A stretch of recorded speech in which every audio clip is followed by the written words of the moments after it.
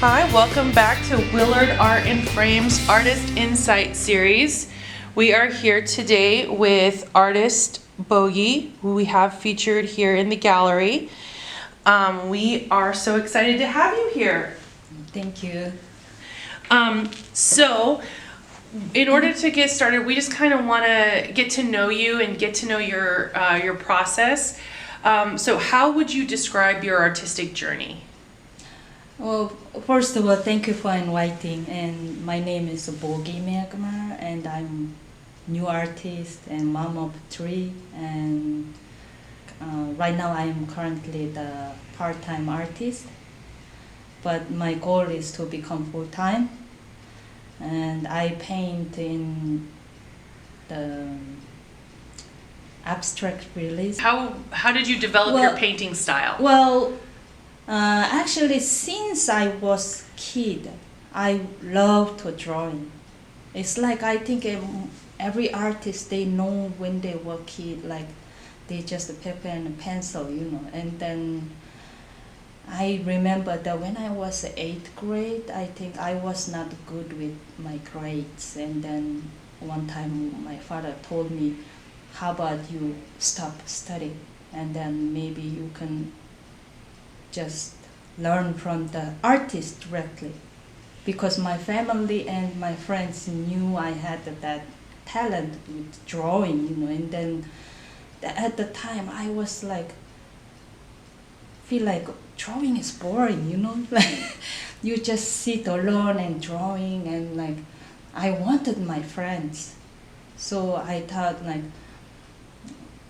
no, I need my friends, so I want school. So at the time, I feel like even though I want to draw, but it's feel like deciding thing. I felt like I gonna spend the rest of my life like drawing in a warm room alone, Mm-hmm. no friends, no socializing. So I told my daddy, no, I want my school.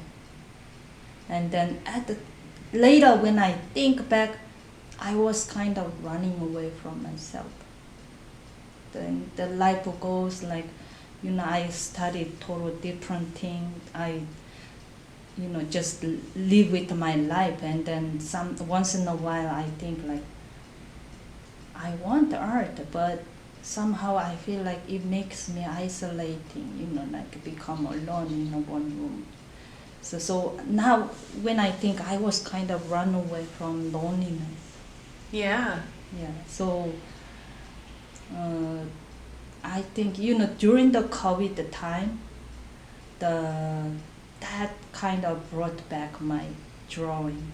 And then I felt like when I draw at the time, my marriage was kind of failing. I knew it, and then I was like, okay, maybe I need something new in my life. And then I feel like wanna draw again. And then I had online, the COVID time, you can't contact with in a person, so I decided to take online courses. And I took course from I think his name is Konagion.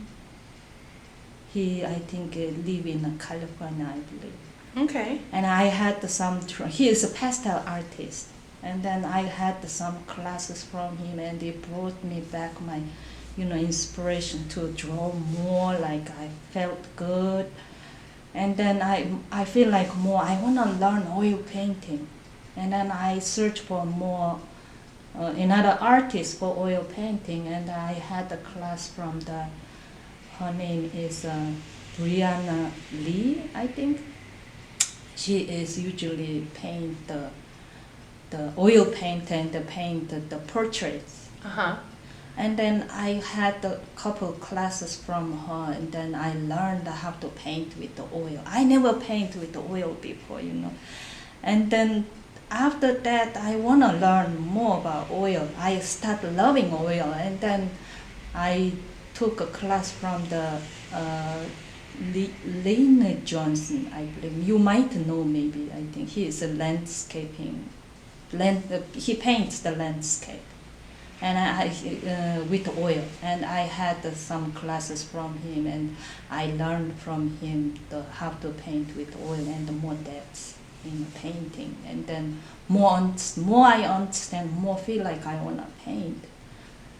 Then I think 2024, right after my divorce, I decided to take the Milan Art Institute, the mastery program. It was the 1 year program, and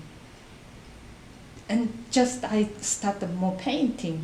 Like I more decided, okay, this is me. I accept. This is art is part of me. That's like I've run from it for so long time. I totally get that. Yes. And it's clear that like you've just really embraced it. Your work is just beautiful. Yeah. And Thank it's just captivating. Thank you so much. Yeah. So where do you find your best inspiration for your artwork? I do the just a second.